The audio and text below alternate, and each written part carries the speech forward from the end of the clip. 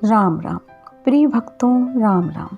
आज हम भक्तमाल की एक बहुत ही सुंदर कथा सुनाने जा रहे हैं, जिस कथा का नाम है भक्त कुंवर कुमार। आज हम भक्त कुंवर कुमार की कथा सुनाएंगे। अभय शरण हरि की चरण की जिन लई संभाल, तिन्हि त्योहार्यो सहज ही अति कराल हो काल। कहने का मतलब है, जिन्होंने भगवान के चरणों की शरण पकड़ ली है, उनको उनका काल भी कभी कुछ नहीं बिगाड़ सकता।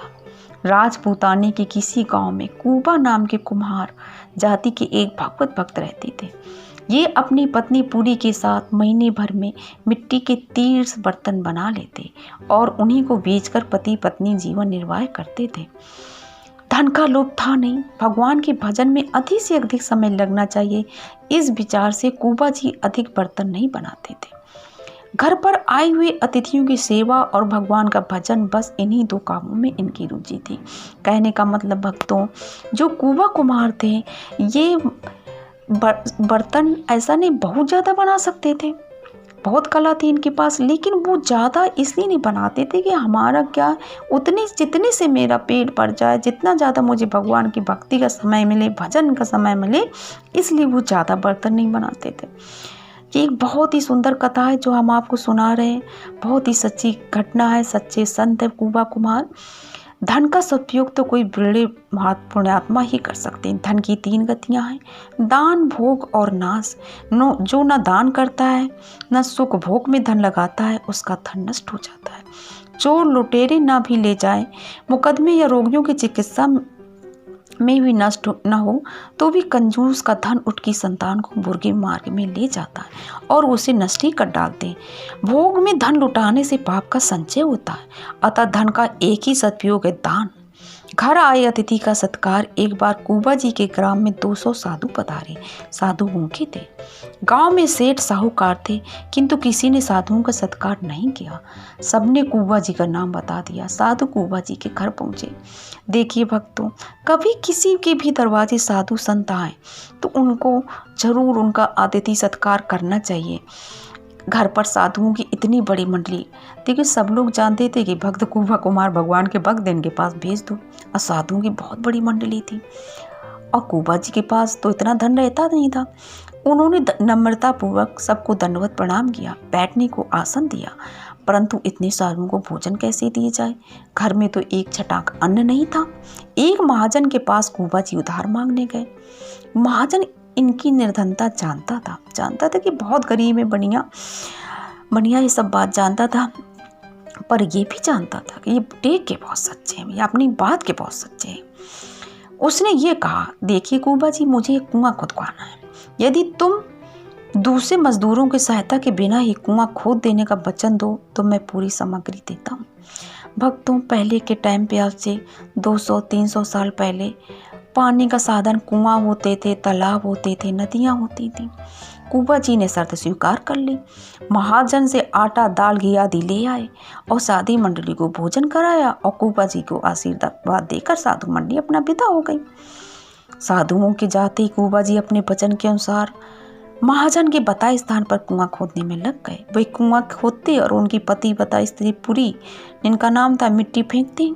दोनों ही बराबर हरि नाम कीर्तन किया करते। बहुत दिन तक इसी में लगे रहने से कुएं में जल निकल आया, परंतु नीचे बालू थी, ऊपर की मिट्टी को सहारा नहीं था। कुआं बैठ गया। पूरी जो उनकी पत्नी थी कुंवर कुमार की, वो मिट्टी फेंकने दूर चली गई। कुंवर जी नीचे कुएं में थे, वो भीतर ही रह गए। बेचारी पूरी हाहाकार करने लगी। पूरे कुएं की मिट्टी कुंवर जी के ऊपर आ गई। गांव को लोग समाचार पाकर इकट्ठे होने लगे। सब ने यह सोचा कि मिट्टी एक दिन में तो निकल नहीं सकती। कुंवर जी यदि दबकर ना भी मरे होंगे तो श्वास रुकने से मर जाएंगे। पूरू के वो समझा बुझा कर घर लौटा लाए। कुछ लोगों ने बस उसके खाने पीने का सामान भी पहुंचा दिया। बेचारी स्त्री कोई उपाय न देकर लाचार घर चली आई। गांव के लोग इस दुर्घटना को कुछ दिनों में भूल गए। वर्षा होने पर कुएं के स्थान पर जो थोड़ा गड्ढा था, वह भी मिट्टी भरने से बराबर हो गया। एक बार कुछ यात्री उधर से जा रहे थे। रात्रि में उन्होंने उस कुएं वाले स्थान पर ही डेरा डाला। उन्हें भूमि के भीतर से करताल, मृदंग आदि के साथ कीर्तन की ध्वनि सुनाई पड़ी। सबको बड़ा आश्चर्य हुआ। रात भर वे इस ध्वनि को सुनते रहे। सवेरा होने पर उन्होंने गांव वालों को रात की घटना बताई। अब जो आता जाता जमीन में कान लगाने पर उसी को शब्द सुनाई पड़ता। वहां दूर दूर से लोग आने लगे। समाचार पाकर स्वयं राजा अपने मंत्रियों के साथ आए। भजन की ध्वनि सुनकर और गांव वालों से पूरा इतिहास जानकर उन्होंने धीरे धीरे मिट्टी हटवाना प्रारंभ किया। बहुत से लोग लग गए। कुछ घंटों में कुआं साफ हो गया। लोगों ने देखा कि नीचे निर्मल जल की धारा बह रही है। एक और आसन पर शंख चक्र गदा पद्मधारी भगवान विराजमान है और उनकी संग मुख हाथ में करताल लिए कुबा जी कीर्तन करते, नेत्रों से अश्रुधारा बहाते, तन मन की सुधि भूले नाच रहे हैं। राजा ने दिव्य दृश्य देखकर अपना जीवन कृतार्थ माना। अचानक वे भगवान की मूर्ति अदृश्य हो गई। राजा ने कुबा जी को कुएं से बाहर निकलवाया। सबने उन महाभागवत की चरण धूलि मस्तक पर चढ़ाई। कुबा जी घर आए। पत्नी ने अपनी भगवत भक्त पति को पाकर परमानंद लाभ किया। दूर दूर से अब लोग कुबा जी के दर्शन करने आने लगे और उनके उपदेश से लाभ उठाने लगे। राजा नियम पूर्वक प्रतिदिन उनके दर्शन करने आते थे। एक बार अकाल के समय कुबा जी के पास लोगों को बहुत सा अन्न प्राप्त हुआ था।